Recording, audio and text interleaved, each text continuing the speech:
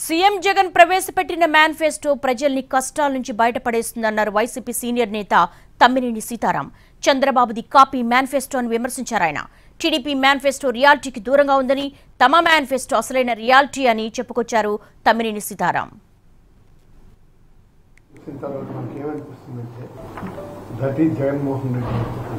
చంద్రబాబు నాయుడు గారు చేసినటువంటి ఈ న్యూసెన్స్ కార్యక్రమం ఉంది కదా, సూపర్ 6 ఏంటో సూపర్ 6 డూపర్ 6 చెప్పమనండి. దానివల్ల నేను చేస్తాను.